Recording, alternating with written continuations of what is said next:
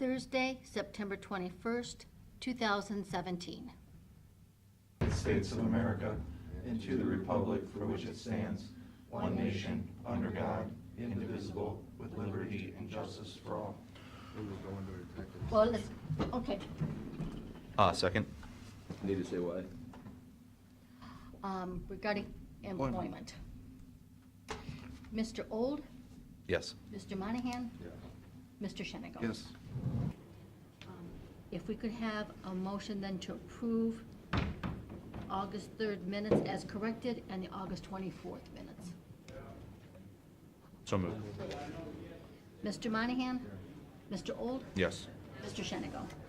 Yes. Thank you. Yeah. I guess I'd go all the way down. Everybody's welcome.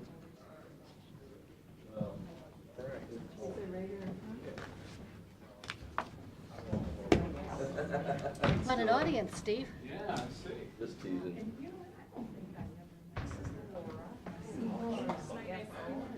A long time since.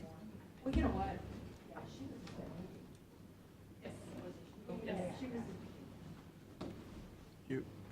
Pete, do you want to wait on Licata? I'm talking about. No, they got one to say after closed down. He's up right now. So you want to wait? Those are playground rooms. You want to wait then for them? All right. Well, I know you're all here to hear the Regional Planning Quarterly Report. So without further ado, Yeah, if you could get started. Yeah. I know Andy's very interested in this, so go ahead, Steve.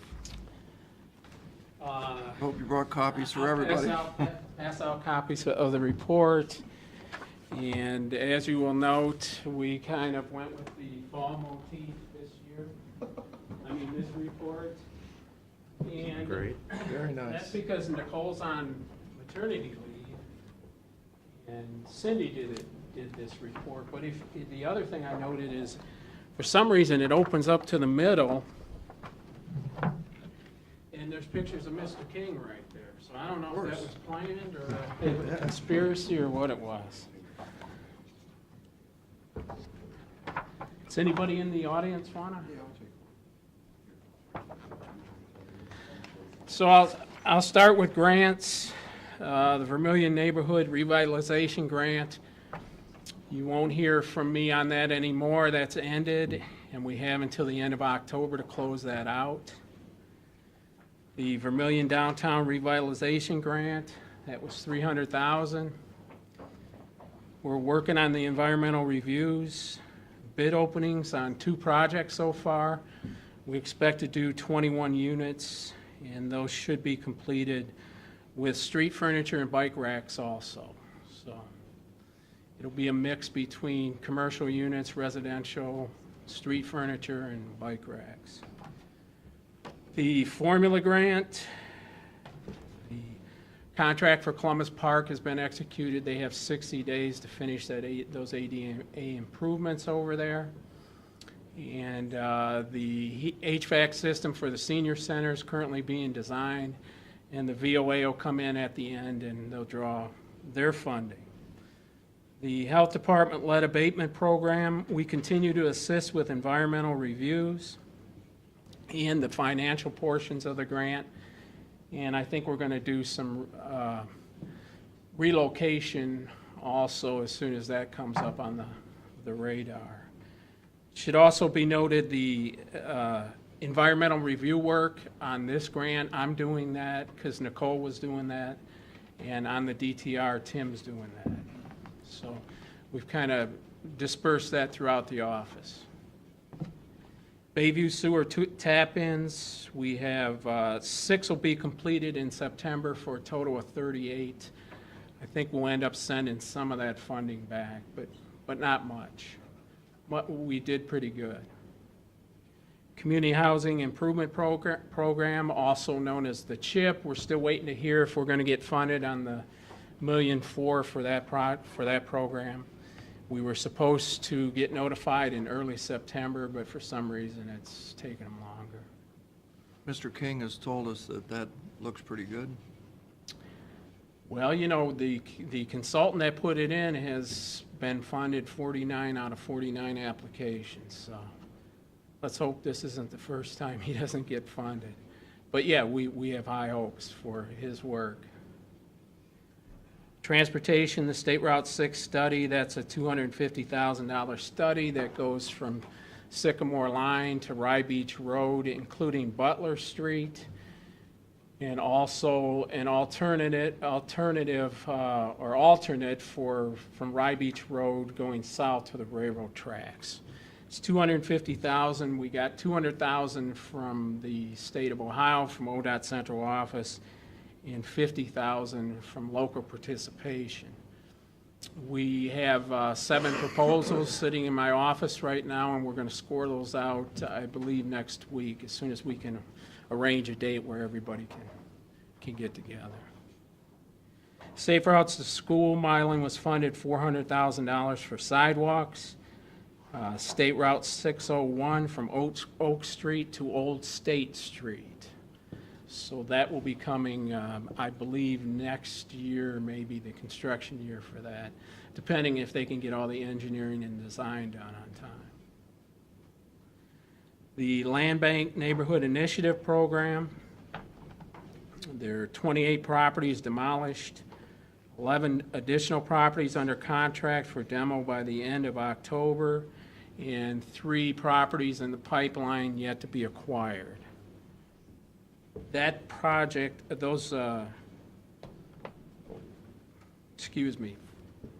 428 and 442 Decatur Street, Ed Perdue and Company was the lowest bidder at $62,200 for those 2 properties over by St. Mary's School. That contract should be coming to this commission body, I believe, next week. That was settled out of, the judge settled that we can go ahead and demolish Yeah, those? he gave us the go-ahead to go ahead and tear those down.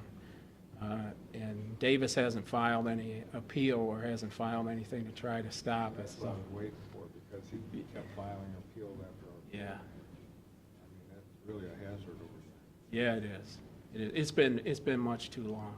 Of course, the NIP program will fund $50,000 of this, so the city will subsidize it in the amount of $12,200. That's if there's no change orders. So, you want to talk a little bit about the gas station then? I think that's a pretty big deal. The gas station over in Margaretta? Yeah. Yeah, that's all been cleaned, and that site, that's a site looking for a use or an end user.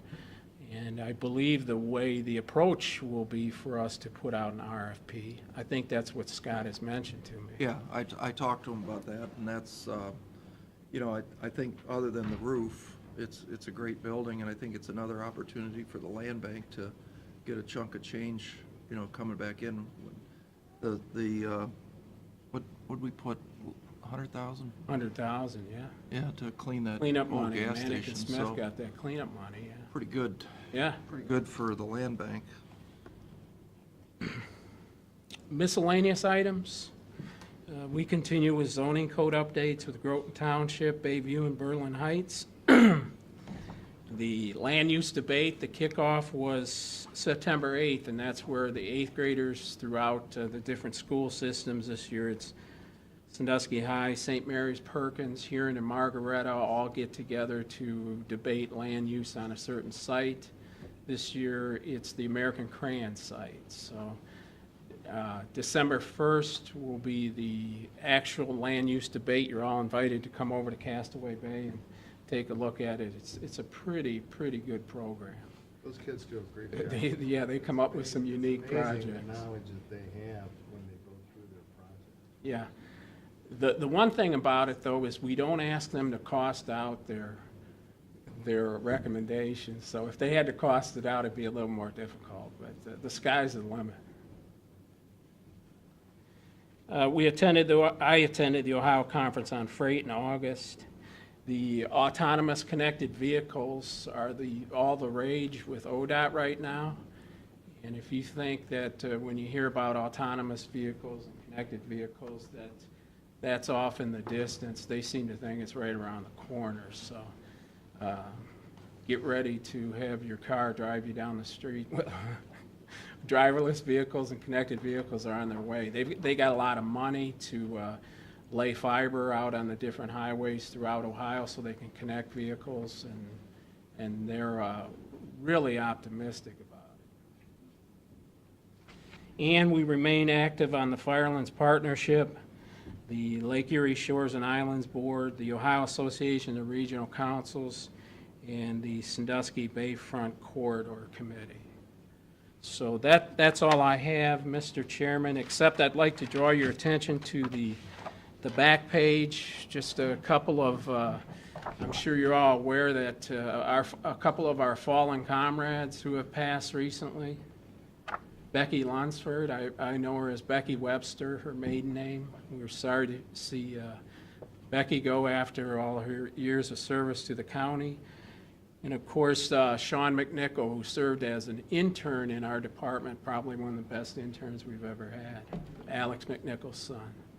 So, but on a brighter note, there's also a picture of Carter Jacob Growe, which is Nicole's son, her new son. So with a little sad news, we also have some good news. That's all I have, Mr. Chairman. As usual, you've done an excellent job. Keep up the good work. Well, thank you. If we could, before Pete gets, I think we all knew Becky, and of course, we all knew Alex, worked on this floor for a long, long time. Could we have a moment of silence and kind of remember them?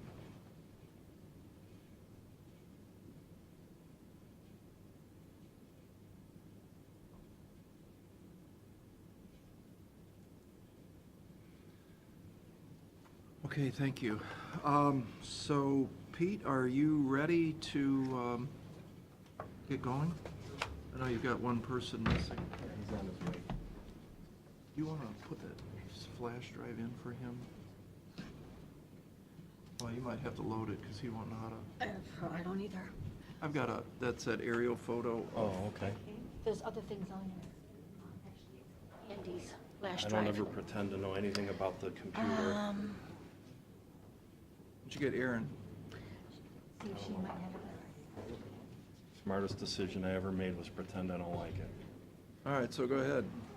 So, on behalf of, I think the folks in our region, Erie County in particular, as well as, the surrounding counties, I'd like to speak to the commissioners today about an opportunity we have as partners in the fight for establishing what we're calling our Circle of Care, the programs that are all designed to be interlocked together.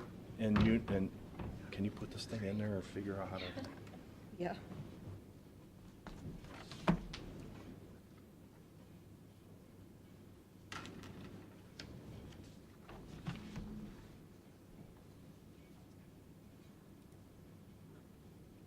It's an overview picture, he said, or something. Yeah, the problem is just finding.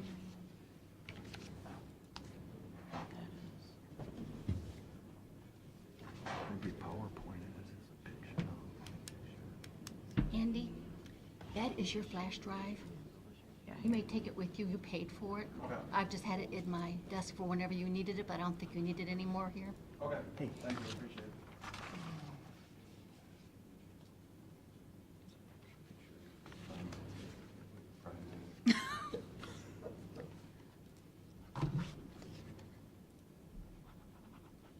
Do you know what file you put it in, Pat? She did it, I didn't do it. Oh, you did it, okay. Oh,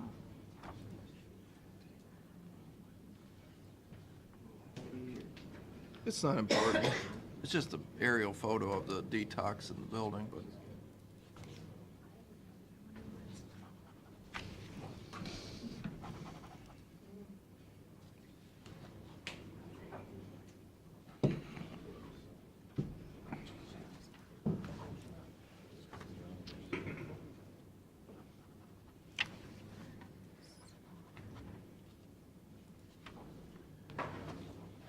I could go on the auditor's site and pull it up that way. Yeah, that's true. That's not important.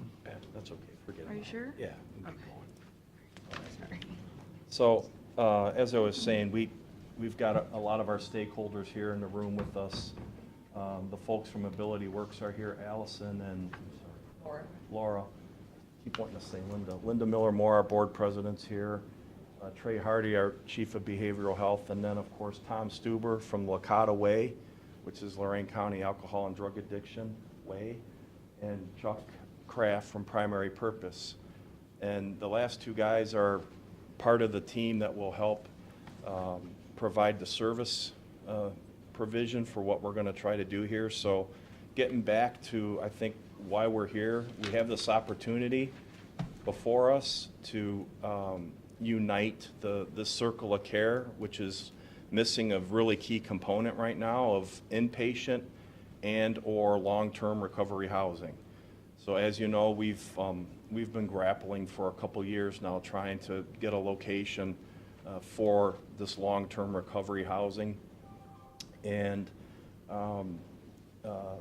some other events have caused us to keep looking. And by, I don't know, by an epiphany, I think, by the grace of God, here comes the facility next door to the health department, being about 12 acres or so, and about a 30,000 square foot building that is available for purchase from the folks from Ability Works. And you know, I really believe the stars have lined up for everybody to take advantage of this position. I think the Ability Works folks need to make a change, a logistical change in their operations, if I may say. We're of course looking at the property next door is not only the building that's there and the parking lot that's there that we need, but when folks come out of the detox facility, which is right next door, we'll be able to walk them over, if that's part of their plan of care, into this new facility. The facility that's there has been really well kept and remodeled and updated by Ability Works over the last few years, and it's a great building, and like I said, a lot of open real estate, which will give the county and other players opportunities for things down the road, and they don't make any more land.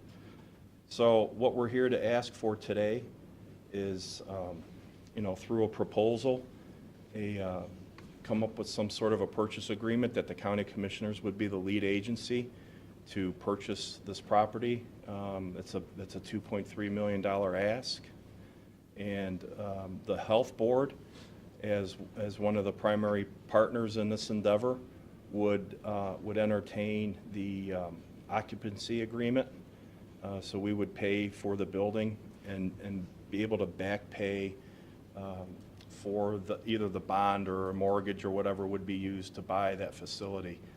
We're looking at different funds to come in, such as we did for Detox and such as we did for Genesis by the Lake, to help get this established. So some of those monies, if they would come to be realized, would come off the top of that $2.3 million. Then we would work out the remaining pay schedule.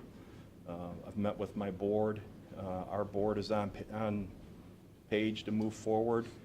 You know, philosophically, it wouldn't be very wise to open a detox facility without a place for people to go. We've got a lot of partners in Erie County. We've got other opportunities for people who may need outpatient. There's a couple different stakeholders who provide outpatient services. That may be great for some people, but the vast majority of folks need some kind of inpatient / long-term recovery to keep them in recovery. So I could say this really completes our circle of care.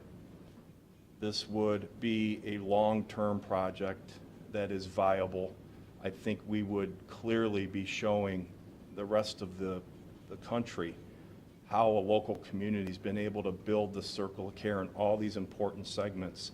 And the last really big hurdle we're going to have as a community is, you know, job development for these folks. And where is the money going to come to stimulate that? And I've been in Washington last week talking to some folks in Congress about some of those federal programs that we might be able to use to help pay to develop electricians and drywallers and plumbers and construction workers and cosmetologists and good jobs to keep folks in recovery. So I don't know if anybody, if Allison, you wanted to say a few words or to Well, kind of before, support? Allison, before we do that, why don't we just drop back to how the building's gonna get paid for? Okay, And I think what we've talked about is that we would, county commissioners would make a commitment of $250,000. Your health board would make a commitment of $250,000. Our partner in the mental health board has agreed to submit an application to the state of Ohio for a match for the $500,000. We've had communication with Senator Garner and State Representative Arndt and some of the folks down at Columbus. And what they're really looking for is a multi-jurisdictional, multi-county effort. We've had discussions with Ottawa County, we've had discussions with Huron County, and of course with Tom Stuber, who will talk later. You've had discussions with Lorain County. So I think what we've got is a very unique situation now where we've got a multi-jurisdictional community effort that is going to, gives us a high probability of getting the cost down to $1.3 million. And whether we sell a bond or we do a mortgage or however we decide internally to do that, that what your operation has said is that you're going to make sure that that would be through a lease or a something Agreement. like we used to do on the old health department building. right. That you would cover that expense. Did I say that all correctly? Yeah, because the primary purpose, folks can come into those four walls and provide the services and be able to bill insurance or Medicaid, and they could survive and provide that service. They couldn't do it if there wasn't a separate agreement for covering the cost of the property. Right. So we think this is, a minimal expense to our taxpayer when you look at what the savings is going to be through our courts, our jails, Right. our boarding costs in children's services was over what, Pete, $1.6 million last year? Mm-hmm. We see a real opportunity there to lower those costs. Those are general fund dollars that are coming right out of the taxpayer's pocket. And we think that financially it makes sense, but I think we would be amiss to say that we should only be looking at the finances, because what we really should be looking at is we're going to save people's lives. We're going to make productive citizens back into our community. We're going to reunite children with their mothers. This is just a win-win. Every judge, every law enforcement officer, everybody says, we have to have this. We need this now. Judges don't want to put people in jail because to keep them alive, and that's what's happening. And so I think this is just huge for everything. I, for one, think it's long overdue. Should have been done years ago. Well, and we'll have live data every day on the person, so if the court system wants to call and ask about a particular patient or an enrollee, we'll have that data for them. Whereas right now, there's folks just wandering around and not obeying a court order and still getting in trouble or getting in and out of jail and not getting any better and still causing the community a lot of grief. Pete, you said this is multi-county. You said Lorain, Huron, Ottawa.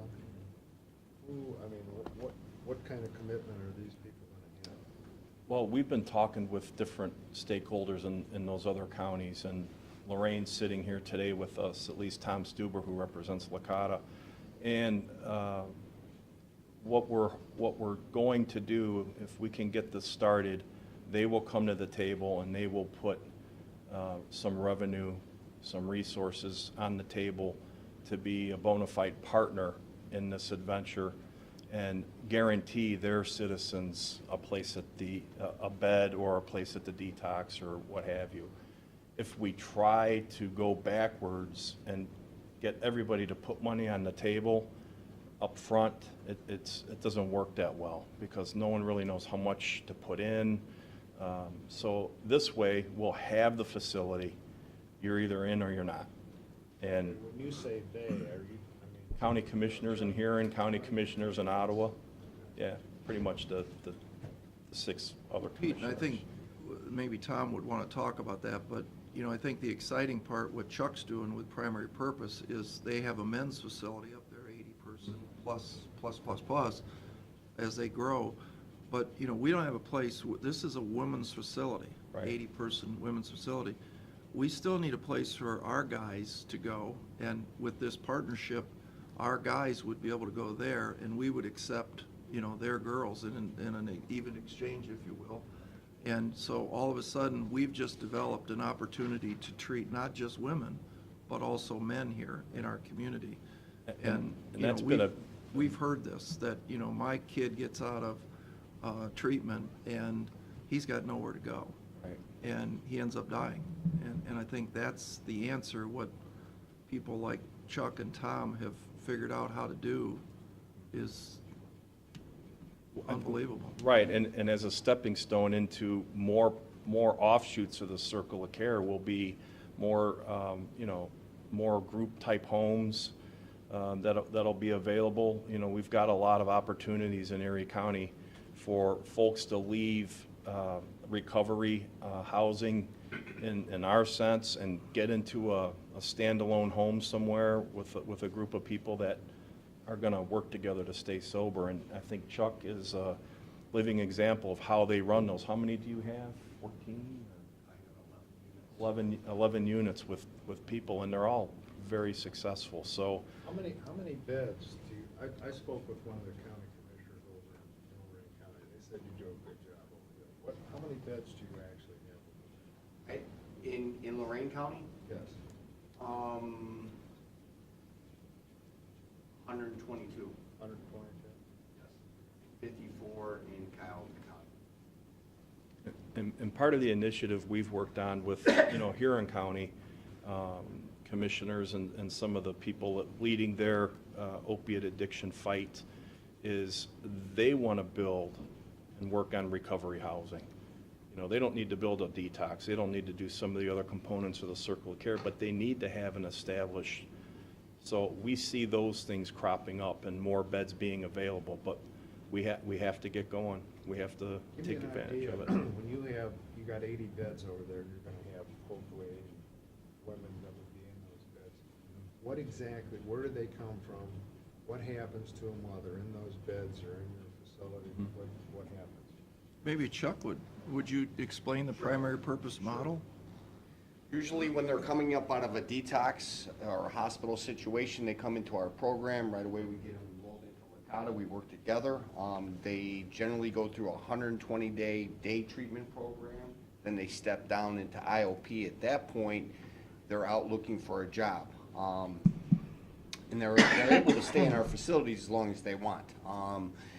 In Lorraine County, we have, I think, 7 or 8 that have been there from the day one, which is coming up on a year. You can stay as long as you want. I actually have, again, beds in Cuyahoga County, and I have,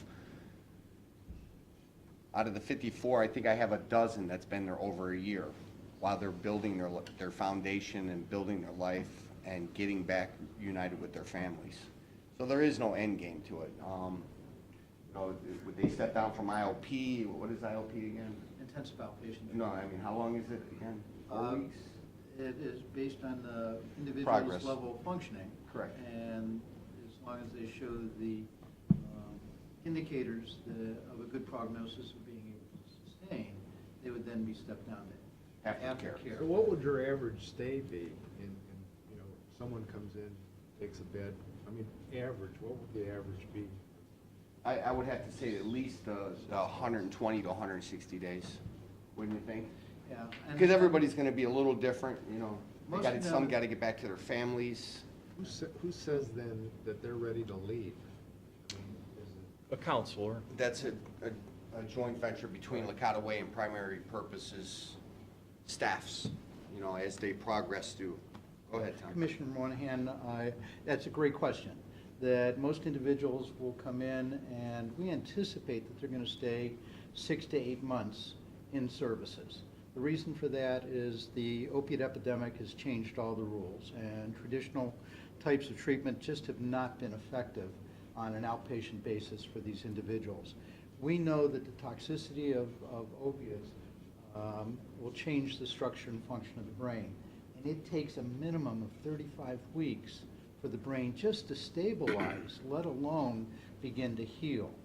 Putting them in a cocooned environment, when I say cocoon, they're enmeshed in the 12-step community and in recovery, and also receive the treatment, the rehabilitation that's necessary to help them develop coping skills, problem-solving skills, improve communication skills and family situation, and get a job. We know that one of the leading causes of relapse is individuals not being able to attain employment. If they're in treatment for 3 months and on an outpatient basis and don't have the opportunity to get a job, and they come out and they're continuing to experience what's known as post-acute withdrawal. Post-acute withdrawal is a condition common to the opiate-addicted individual.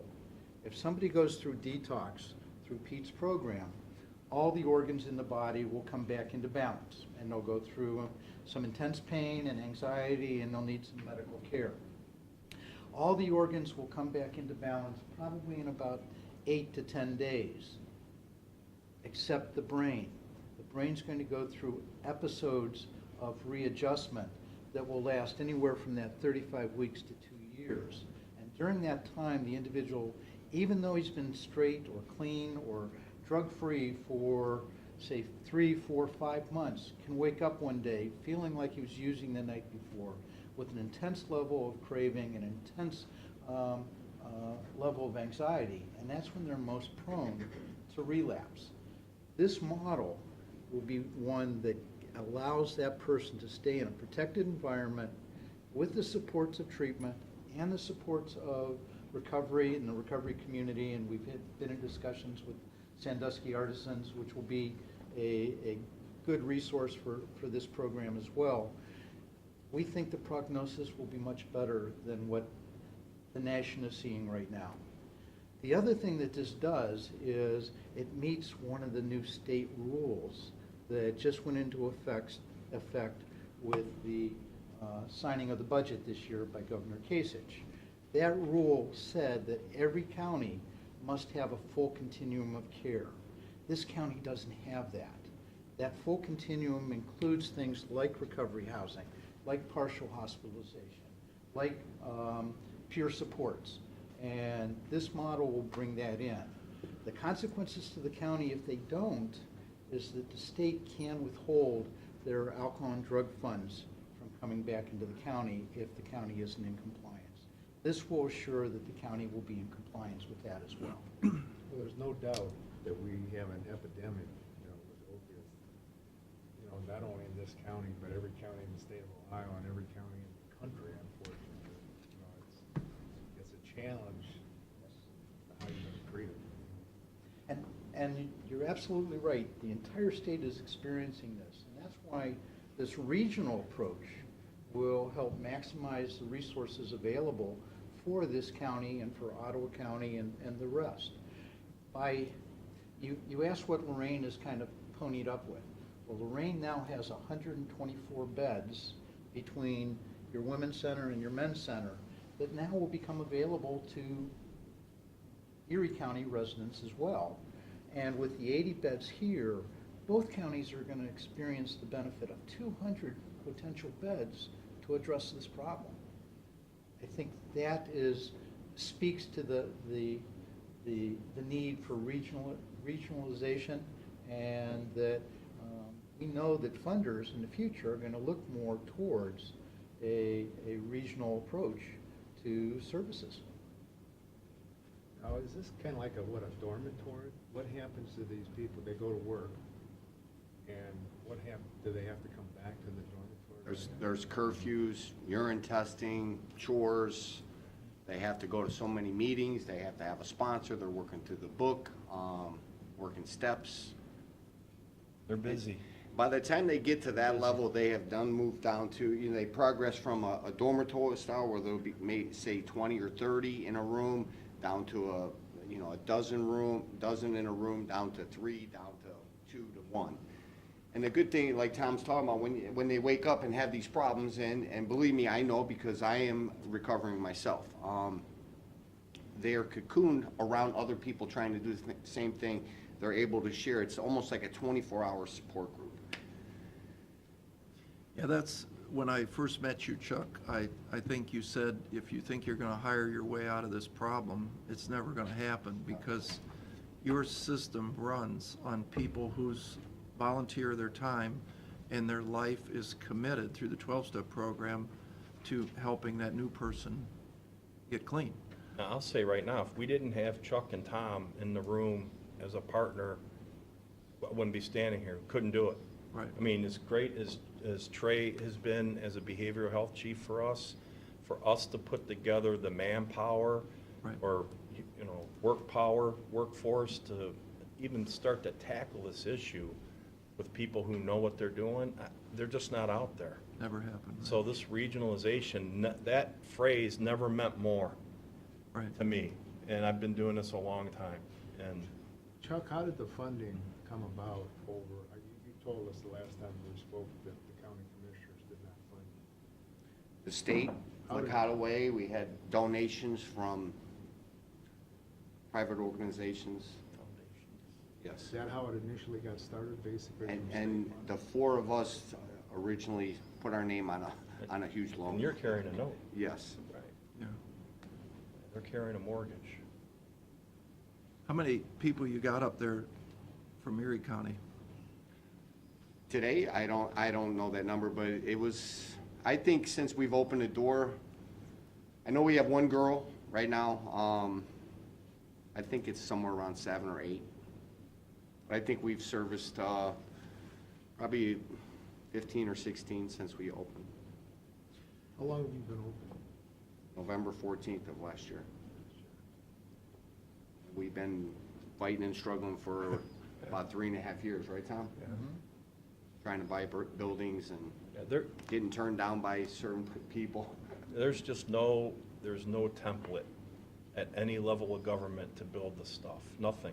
I mean, even for the detox, when I called and said, hey, is there any expertise that could come in and help draw? We drew the thing up on the back of a paper napkin at Berardi's, or a menu, table setting thing. And so for this whole range of services, this whole continuum of care, they say, yeah, you've got to do this and do that. There's no manual on how.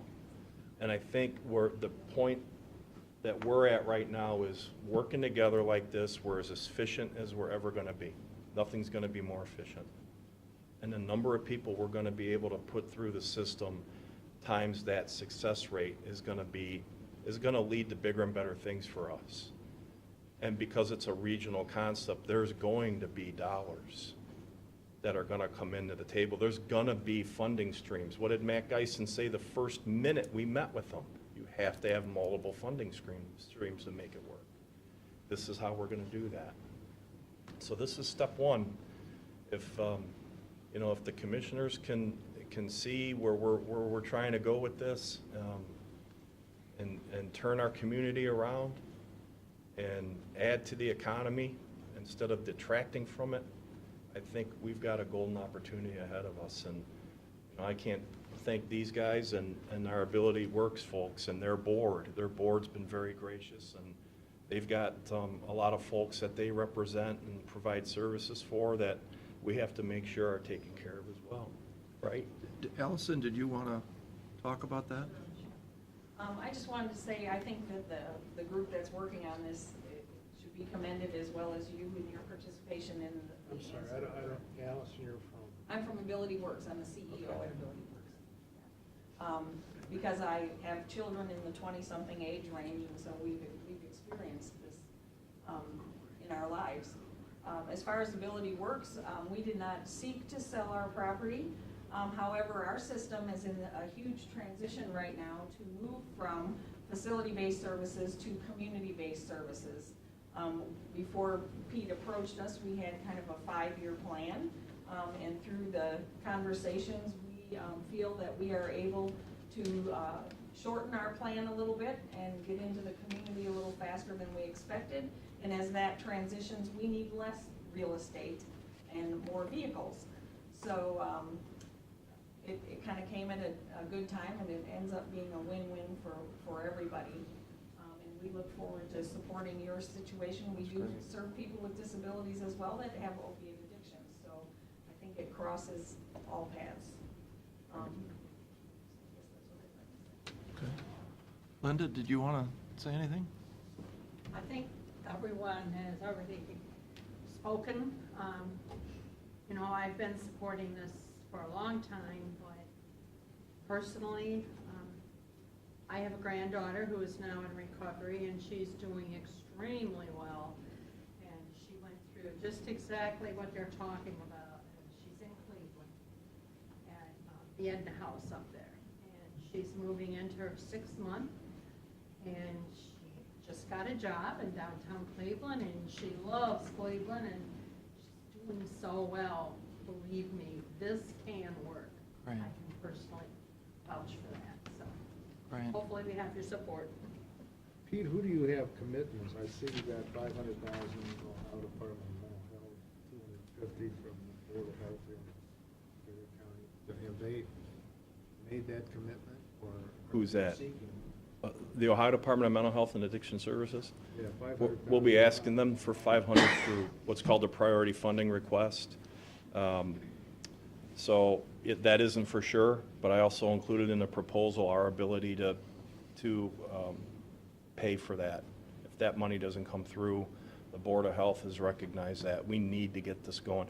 The Board of Health was willing to buy this facility on our own, but we were limited in what we could do with our carryover levy funds. So we really weren't permitted to buy real estate.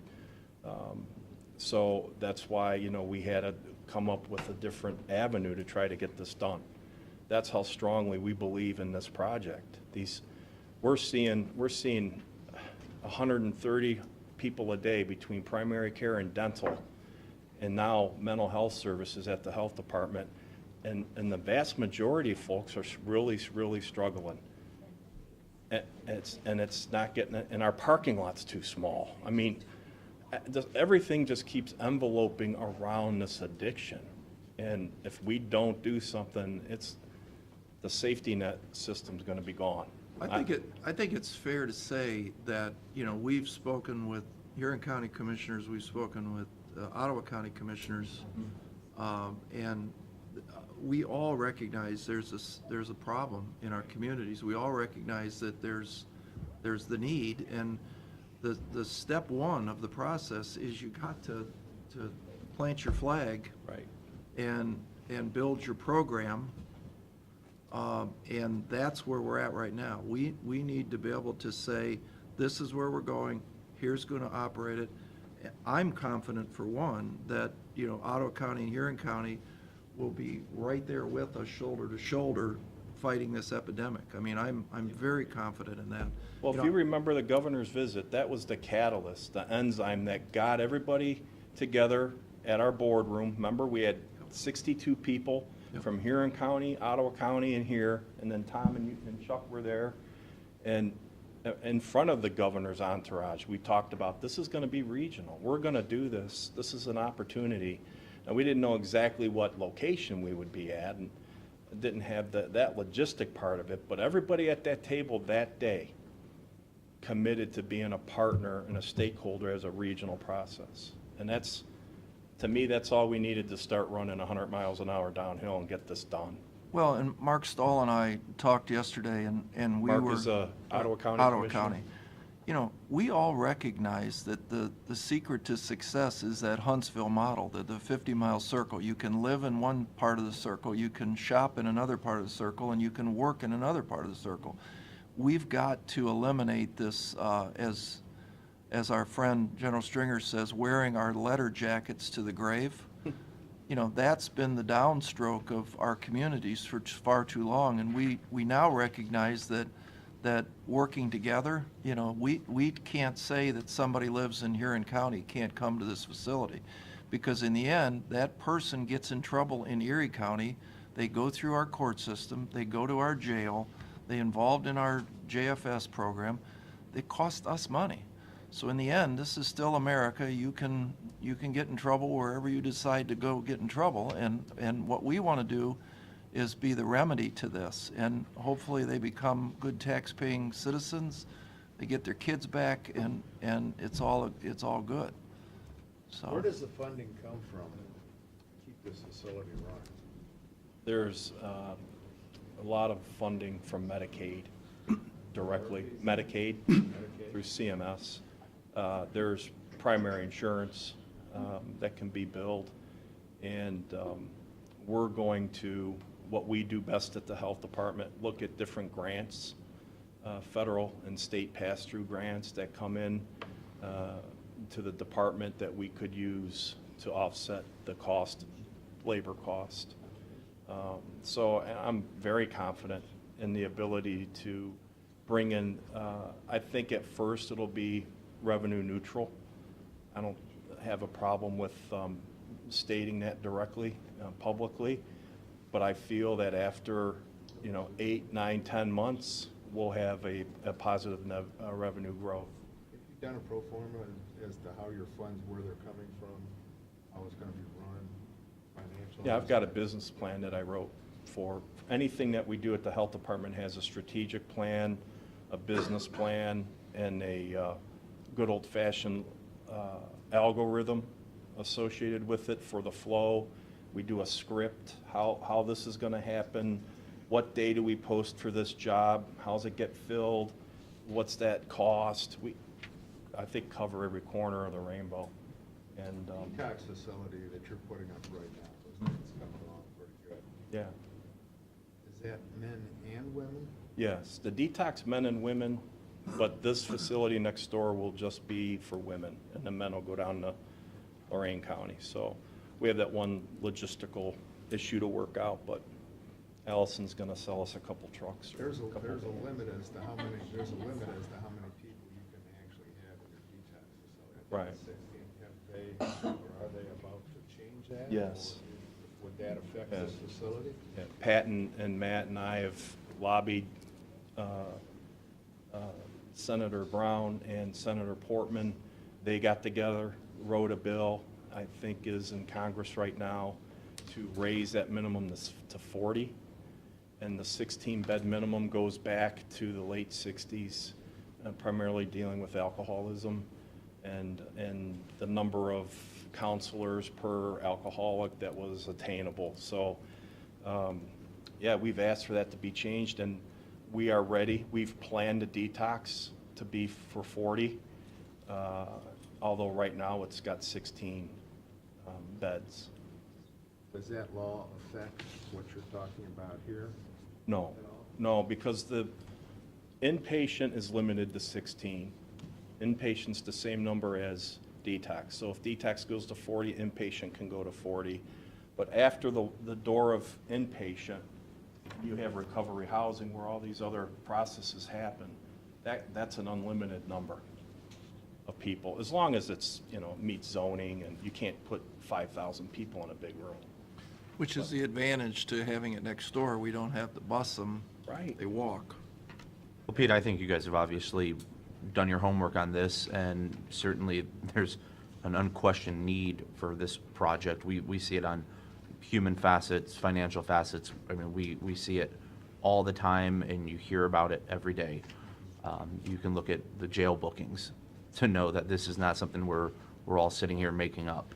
So I'm absolutely supportive of this, and I mean, Pete Daniel, what do we need to do to proceed with this is, I guess, the next question.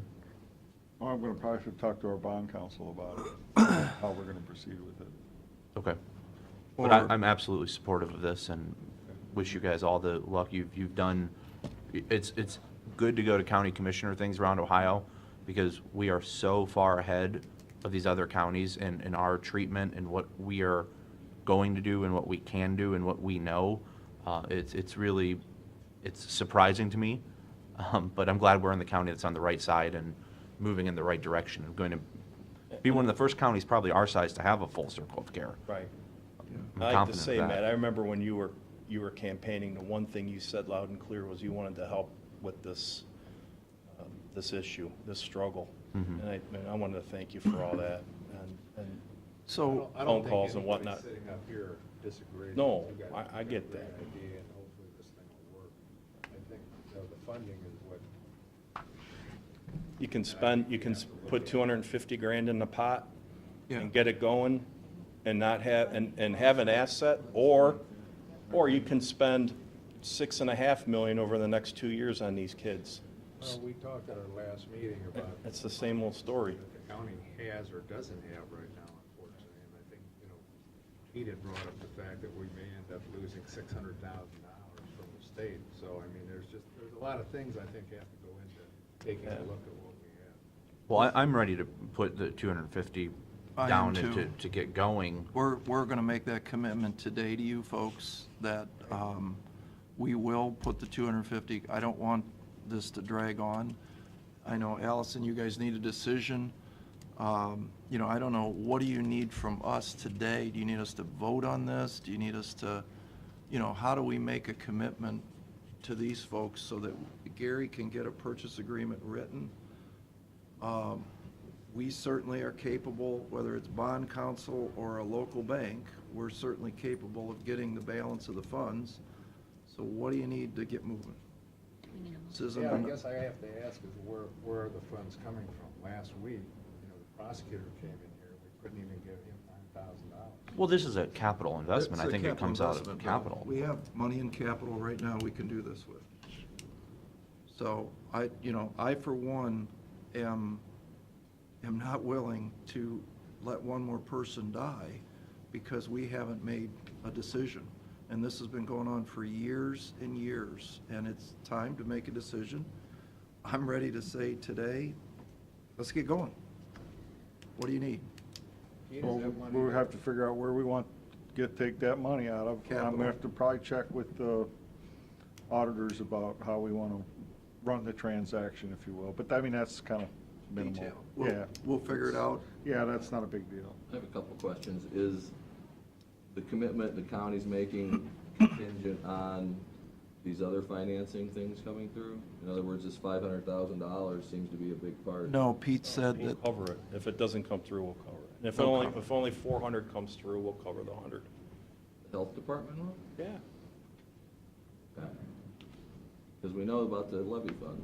We It'll be understand. covered through a It has to be contractual, done. it'll be a contractual arrangement for Very occupancy. carefully. And do we have an appraisal before the county gets into purchasing? We do. the multi-million-dollar real estate? Yes, there is an appraisal. Can that be shared with our office? Allison, can I share that with them? Yep. Is that a recent appraisal or? Fairly recent, done by John Stauffer. Okay. It's a bona fide appraisal. And the county has to do its due diligence before it buys multi-million-dollar property.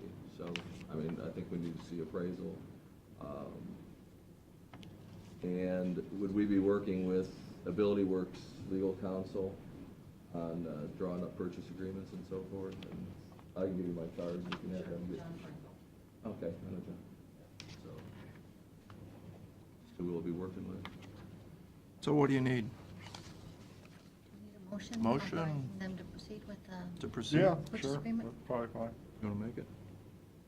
So we're committing to the funding, $250,000, and authorizing the prosecutor to proceed with the purchase agreement. So moved. Say that one more time. We are committing to $250,000 and authorizing the prosecutor's office to proceed. Out of, Capital improve, well, I guess that's to be determined, Capital improvement, no, let's Capital just improvement. go with it. okay? And authorizing the prosecutor's office to proceed with preparing a purchase agreement. Yep. Okay, I need a motion. So moved. Second.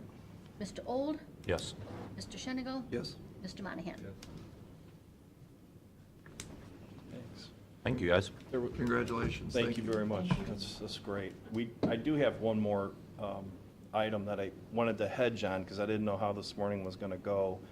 And I spoke with Allison about a written press release that, is that something that you think we should move forward with at this point and give it to the newspaper?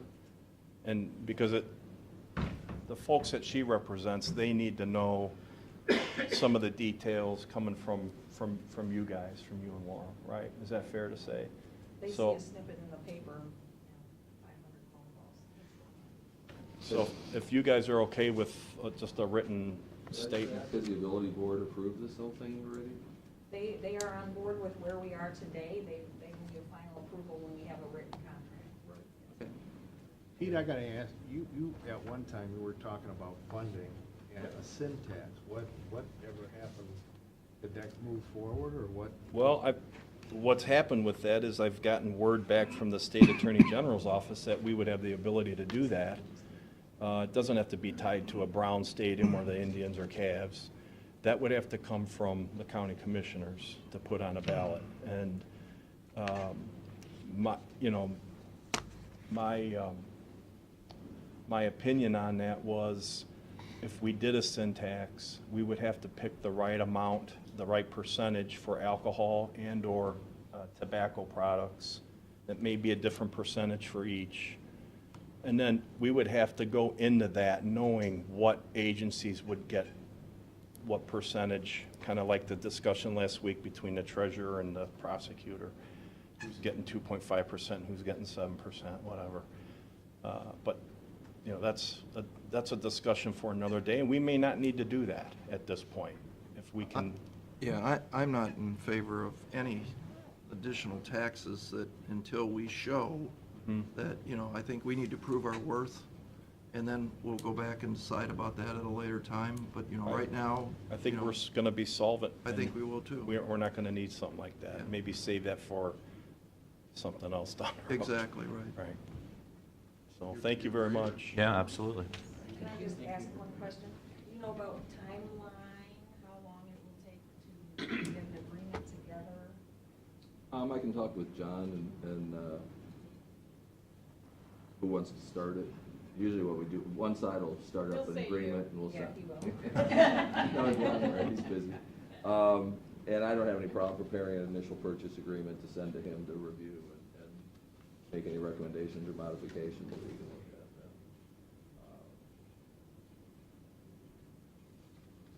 But usually in that, it would have some kind of commitment to, or contingency on financing and so forth, and I guess we don't know all the details on how the county's gonna finance this yet.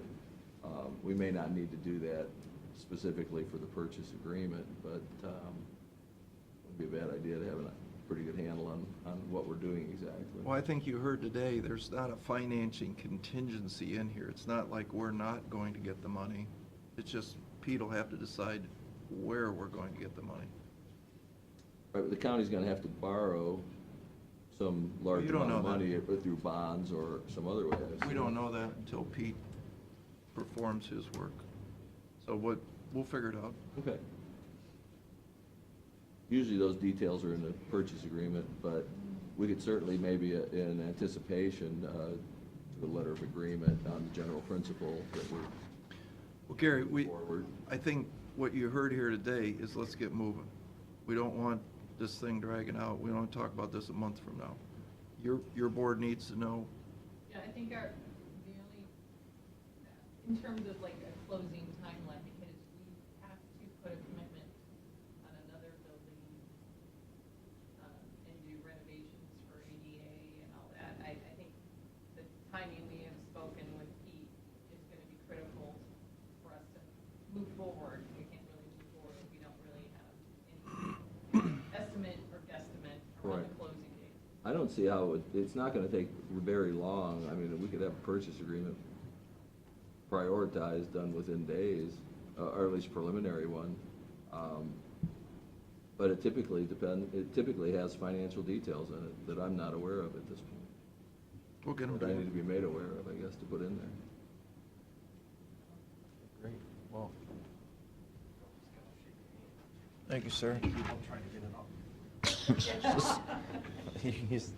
Thanks, Pete. Thank you. Thanks, Phil.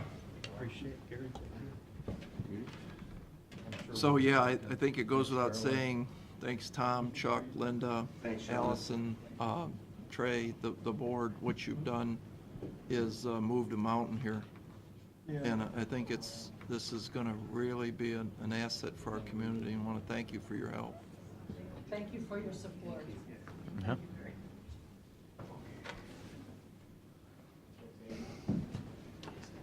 Okay, Pete Daniel, various issues. Haven't seen you for a while, Trey. How you doing? I will say this about this project. Tom mentioned something very interesting about the state budget, and it sounds like our mental health board could be at risk for some of their funding, so they should be a major player in this. Yeah. A partner. Yeah. In this, absolutely. I would think. think You know, too. if that's the case, what he said, so. Yeah, I think it's fair to say, Brenda couldn't be here today, but I think it's fair to say that Brenda will be, and the mental health board will be, tremendous help in this project. I hope so. Okay, I have, okay, when my staff reminded me, we have a lease agreement for the public defender is expiring at the end of October, coming due. And I know, Did we get an extension I don't know, I haven't talked to him. to Jeff? I haven't talked to Jeff, and I haven't talked to the property owner. I think Jeff has been in contact with the property owner, my understanding. Hmm. Um, He wasn't quite aware of that when we Remember the traded part about- emails about a week or two ago. He wasn't quite aware of that. Somebody better call the property owner. Okay, Is there a holdover provision in the lease? no. No, so I know there have been discussions about where do we move that, because this property owner wants to, you know, do some of his own development and move our operations out of there, so we gotta find space for the public defender somewhere. I know Have we thought about moving the library downstairs? I mean, everything is digital, and we talked about maybe moving some of that stuff. There's been some discussion about the law library, yeah. We talked about that, and I think what needs to happen today is call whoever the president of the law library is and tell them this is what's happening. You know who that is, Gary, offhand? I think it's, Think it's I Kevin? think it's still Kevin Zire, Yeah, I've talked to Kevin. but I'm not 100% positive. I think that's, I mean, if they can condense, there's places they can go. You know, right upstairs, you know, there's 4 offices empty, conference room empty, in the in the building where they're at. office building, Yeah. which, on first floor, No, on the the- first floor where Rick Jeffrey has his people right now, there's. the auditor well, people or state auditors, yeah, whoever you've those, got like, those, plus you've got computery that. people. I mean, you could make a big office out of where the lobby is, plus, you know, the county commissioners have that office down there that you could vacate, and they could use that. I mean, you know, when everything is digital, you don't need a whole big library. That's what I really don't understand. You go down there and you see 1 or 2 of the same people in that law library all the time. Right. The county does have to provide space for the law library. That's exactly the terminology. Right, it's not Why don't you very call detailed. Kevin and explain this to him? Or do you think Pete should call? What do you think? They can put I don't their have a books problem somewhere calling else. All right, well then Pete will call. Yeah, let me know if you need it. I'm actually a member of the law library. All right. How that works is that all the lawyers pay, I don't know, how much, $100 a year or something like that. It's private, like a nonprofit organization. It's not the same board that there used to be, the one that was in litigation with the county. Yeah. So that, my understanding is that settlement is not any impediment to doing anything else, because there's now a different Sandusky Bay Law Library Association than the entity that used to run the law library years ago. Well, yeah, it's been turned from a basically they're a private nonprofit into a county agency now, by the law. Pete, don't we have the storage downstairs where Department of Job and Family Services was storing their stuff, and it looks like they got all that stuff out of there? Oh, down here. Yeah. Yeah, Board of Elections is Could pretty the- well swooped in and taken all that over. Oh, have they? I was gonna say, that'd be a good place to put the books, you No, know, for the law Well- library, and then, no, Matt and I went down and looked, there's plenty of room in the bins that's down there. Remember where we saw the Christmas Condense those trees? a little bit. Clean Plus, up. we have another room very close to that, That's where we empty. can put all that into, a good chunk of that into. Yeah. I mean, I think if the law library wanted to really organize itself better, I'm sure there's a lot of that stuff they can just get rid of, Yeah. I would think. Yeah, I think so too. Just imagine. Just, I mean, the books and all that, I mean, I would think, I mean, just set up a few more computers and. well, and if you talk to most of the attorneys, they don't look at the books anymore. Everything's Right, online.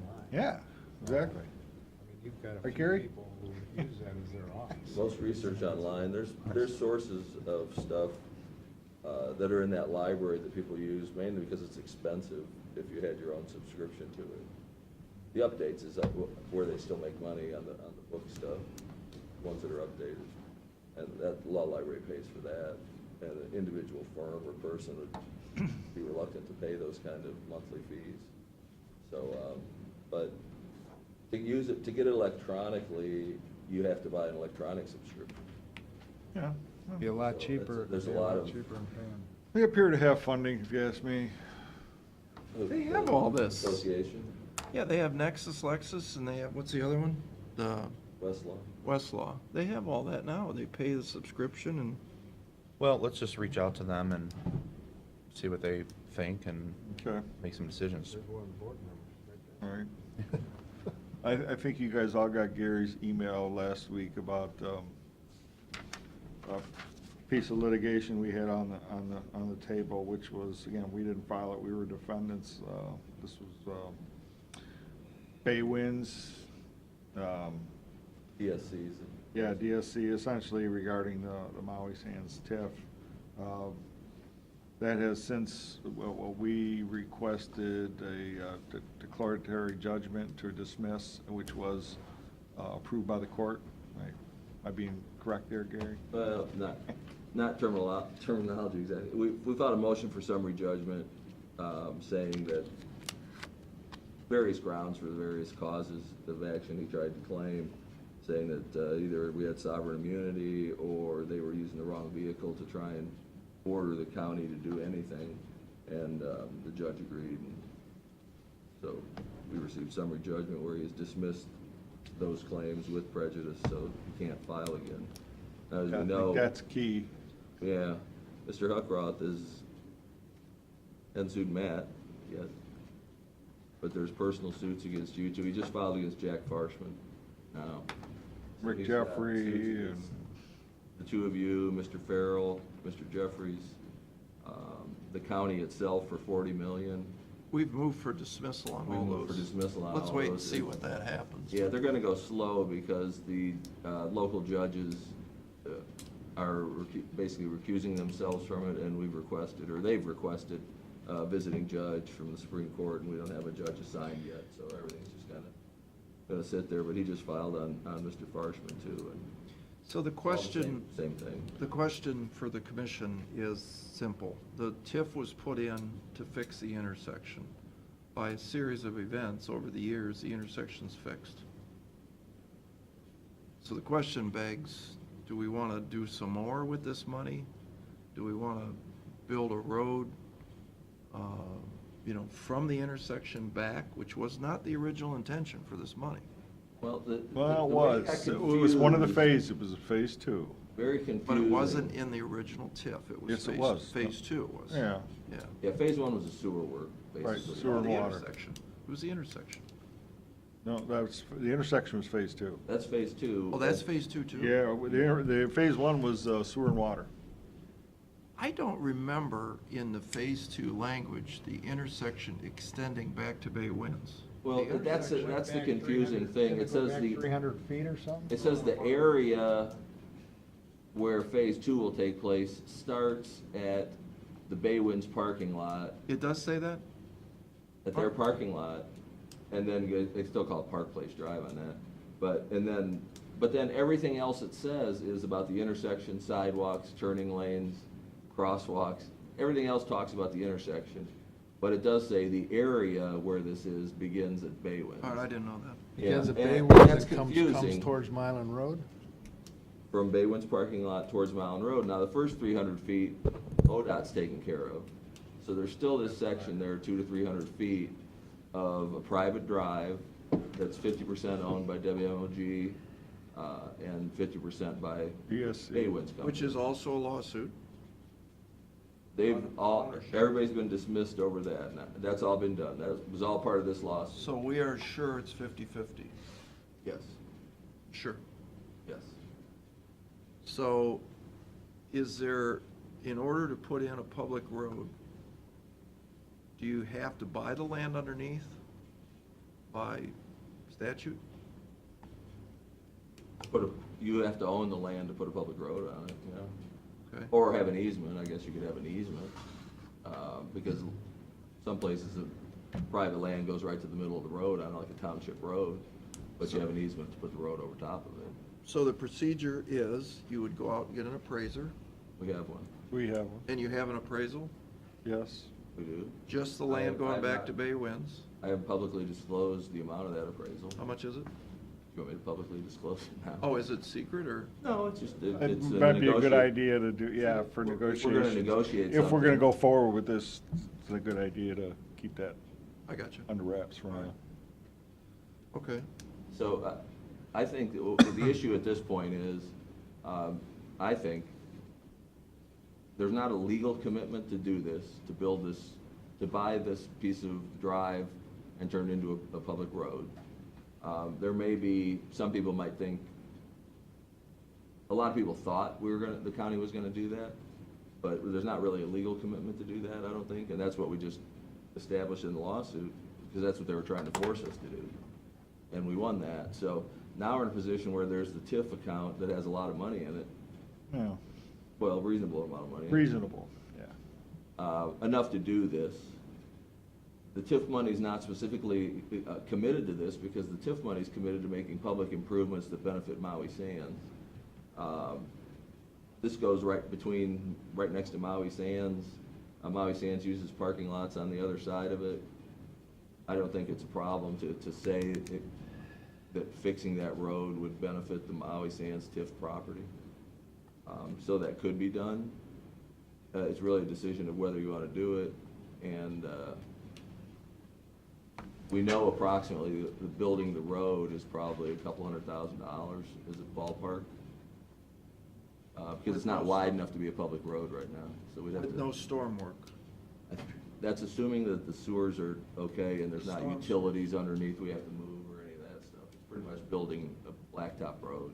Yeah, but I don't think We don't know what's anybody's, under it for sure. well, nobody's ever looked at the storm retention piece that I know of. I don't think it'll change much because it's already all paved there. I wouldn't, I can't say that. Yeah, Because, I mean, it's already a paved area that will rules keep are paved. different than they were Right, 50 years ago. right. But So, assuming that's the case, you can pave that for $200,000. That's my Back, understanding. straight back to Bay Winds. The section from where it ends, where ODOT ended, to the front of the parking lot. Yeah. And ODOT To goes the, back or the 300 back feet. part of the parking lot where, to where, you know, you have WMOG and DSC. That's They're the front ones who part. own this strip. It's an actual parcel. Isn't it the front part of the parking lot? He just said the back part. I don't think Back any part part of, parking lot. back part of, I meant actually like Bay Wind, or Maui Sands parking lot.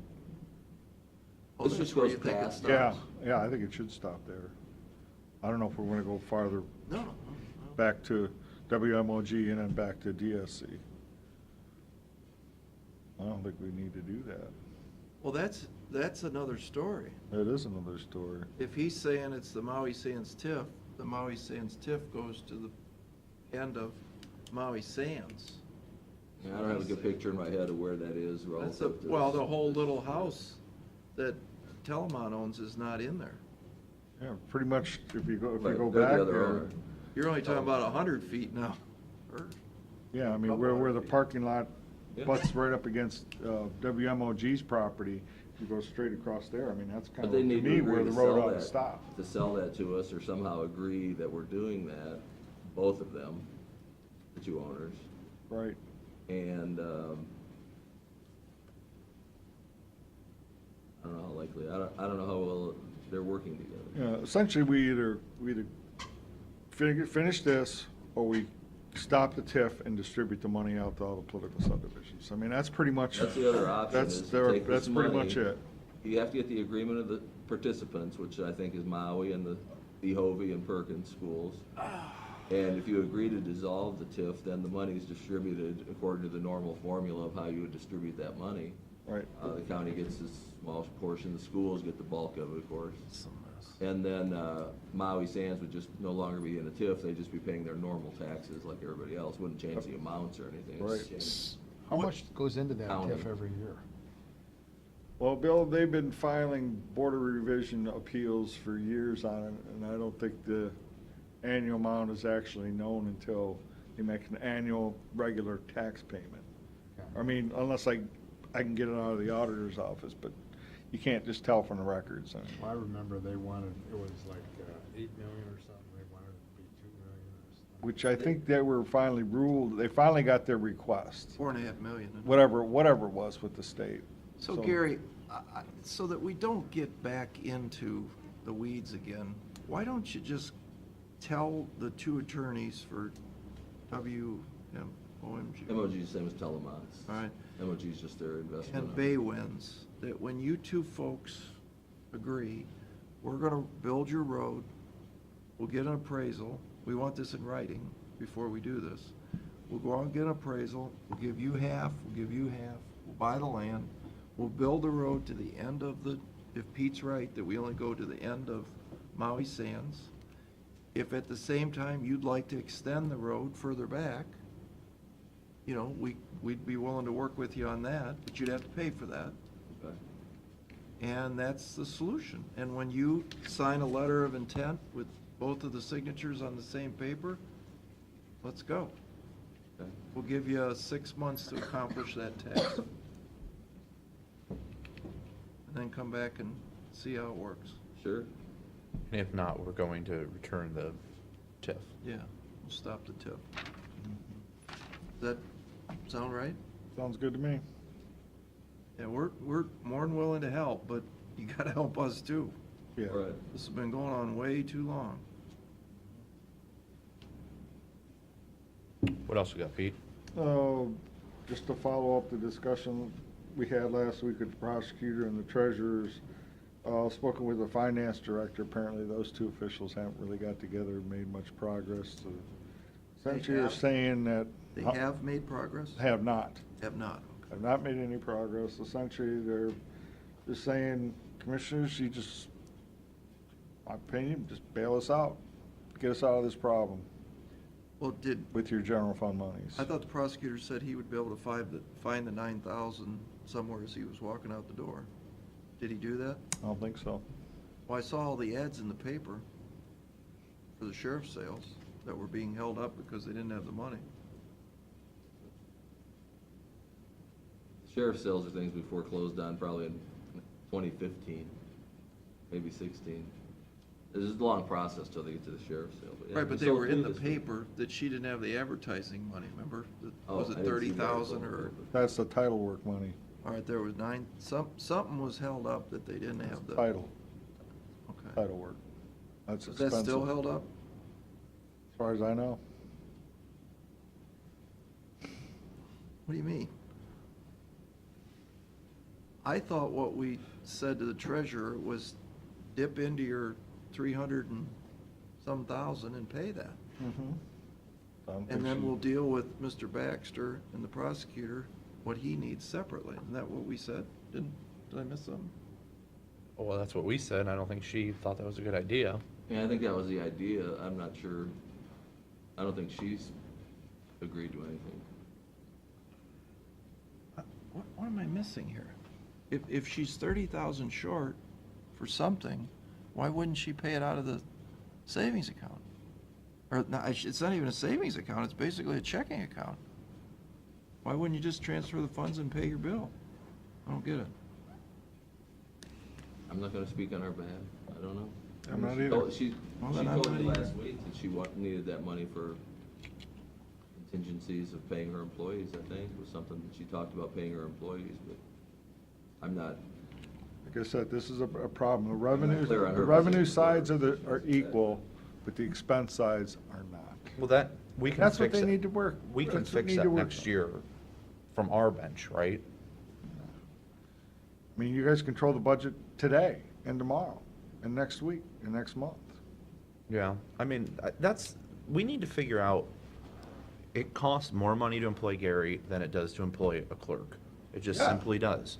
And we need to break that down and divide that money in that ratio, not 50-50. This, because obviously this is why the, Again, by law, what comes in is 50/50, then there's But that's, no, no, that's we can't on- fool with that That's piece. on DRETAC. no, I'm Yeah. sorry, I'm talking of the 50% of the 50%, right? I'm That's talking, DRETAC, is still 25%, 25%. but it shouldn't be.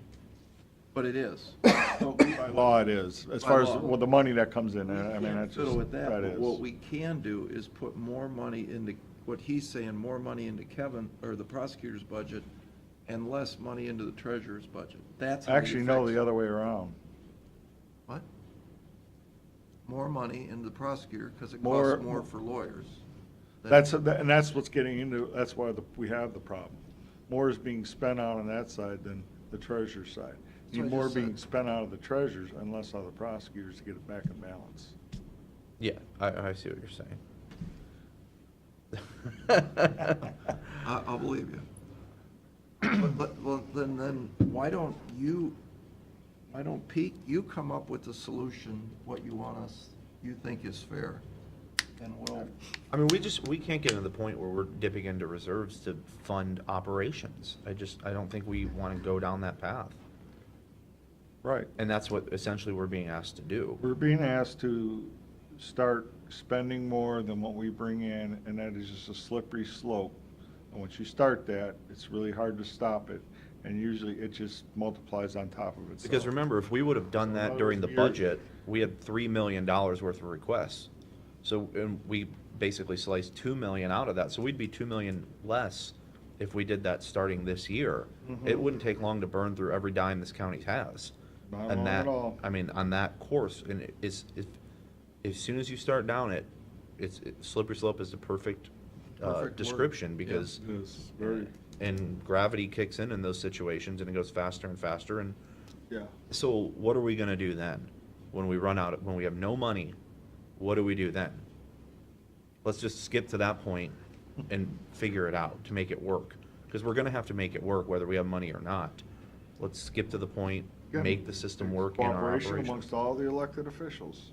Yeah. You know, certain ones want to dig their heels in and use, you know, their judicial resources, force our hands, well, it's gonna be tough on everybody else.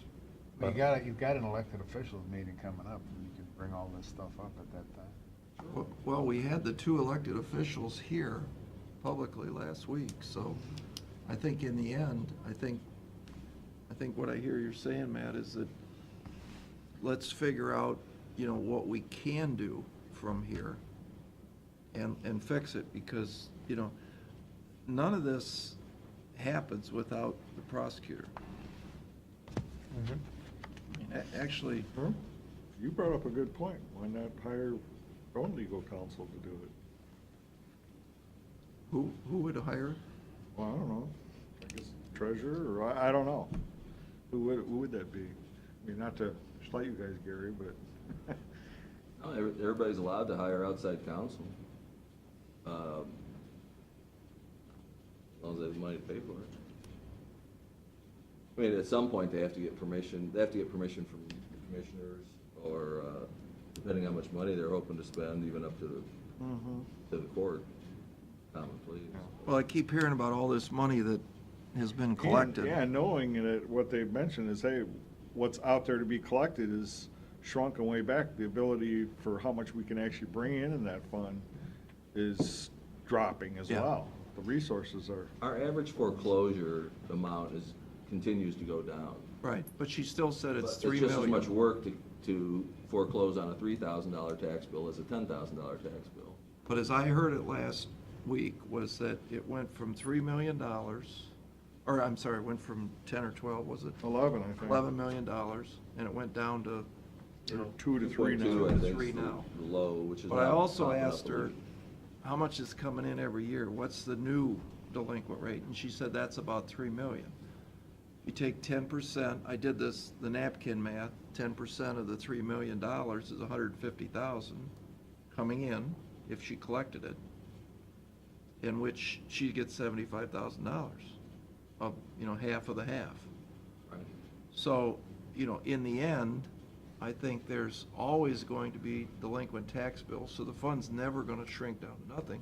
I think the bigger question is, I'd sure like to see how much of that 12 million got collected, because I think we were told it was everything. So that means the schools must have got a chunk of change. I think there were some things that finally came off the books. That's part of that too. Once they're deemed uncollectible. That's, It's a combination of that. that's the number I'd like to know. Yeah, and that's not hard to determine. I mean, I don't know what it is, but. I don't either. But anything that's been taken off the books, obviously, there's a perfect record of that happening.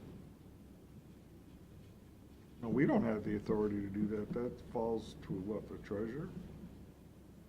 Deem it uncollectible? Yeah, it's not our, Well, then you, that's not our decision. and it has to do with, then the land gets forfeited to the state and so forth. I'd have to really look at how that works. Okay. We haven't done any of that recently. Well, I think it's fair to say that there was a lot of irregularities in the taxing system in Erie County through the years. And there was a lot of folks that, you know, ultimately didn't pay or wouldn't pay or couldn't pay. You know, you went through a recession in 2008, and I think that created a lot of issues. And so, you know, the economy's better, you know, you guys have done a great job. She's done a great job. You know, it's all good, but, you know, in the end, we still have $3 million more coming in every year to wrestle with. So we got to figure out an equitable way to pay for that process, right? Is that? Yeah, I think, I agree with that. Well, part of it is that it's not set up like the title fund that is our current issue. That money gets spent on doing title work, but when we collect that money back in court costs, it doesn't replenish that fund. It's not that kind of a setup. That money just goes back to general. But where does that? when Goes it's back to the DRETAC fund. But not into, it's not like you're replenishing that same fund, otherwise. That they wouldn't account, be no, on it doesn't. I mean, it's just a revenue. Right. That's all it is. Yeah. That's the way all of it works. I mean, yeah, Ideally, individual the money we expense collect accounts back are will not go like a in there. checking account that something comes in it and something goes out. That's not how it works. It never has, never will. Okay. Well, we'll wait with anticipation what your recommendation would look like. We have resolutions? Yeah, I got a Do you question. have anything else, I'm Pete? looking at the first resolution, or motion that we have here, and we've got 5 Mondays in October. Are we gonna have a Council of Governments meeting this year? No. No? I don't think so. All right. We have 5 Mondays in October that we want to not have meetings on or cancel. And then we also have Thursday, October the 12th. That's a motion. Second. Mr. Monahan? Yes. Mr. Old? Yes. Mr. Shenigo? Yes. Resolution County Commissioners for the purpose of declaring certain Erie County equipment surplus. Second. Mr. Monahan? Yes. Mr. Old? Yes. Mr. Shenigo? Yes.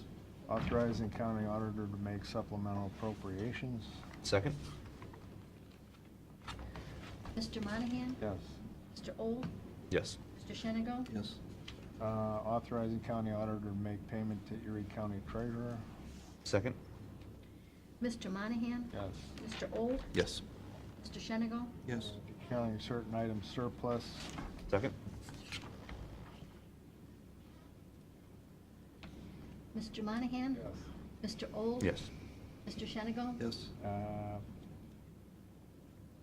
Declaring purpose entering into an agreement amendment number 1 with Aramark Correctional Services. Second? Mr. Monahan? Yes. Mr. Old? Yes. Mr. Shenigal? Yes. Authorizing county auditor to make supplemental appropriations. Second? Mr. Monahan? Yes. Mr. Old? Yes. Mr. Shenigal? Yes. Entering into the First Amendment of the subsidy grant agreement with the Ohio Department of Rehabilitation and Corrections for targeted community alternatives to prison. Second? Mr. Monahan? Yes. Mr. Old? Yes. Mr. Shenigal? Yes. Authorizing the drawing of warrants in payment of amounts due. Second? Mr. Monahan? Mr. Old? Yes. Mr. Shenigal? Yes. Authorizing the county auditor to make interfund transfers. Second? Mr. Monahan? Yes. Mr. Old? Yes. Mr. Shenigal? Pete, did you have any other issues? We just kind of jumped through that. Were you done? Oh, yeah, sorry. Okay. Do you have any other issues you'd like to discuss with us? Give me a few minutes to Uh, gather my thoughts, and I probably could come up with A couple more issues? a few more. Okay. Andy, did you have any questions? Then I need a motion to go back into closed session regarding employment, regarding the FCFC coordinator. So moved. Second. Mr. Old? Yes. Mr. Monahan? Yes. Mr. Shenigal? Yes. And I'll make a motion, we adjourn. Second. Mr. Old? Yes. Mr. Monahan? Yes. Mr. Shenigal? Yes.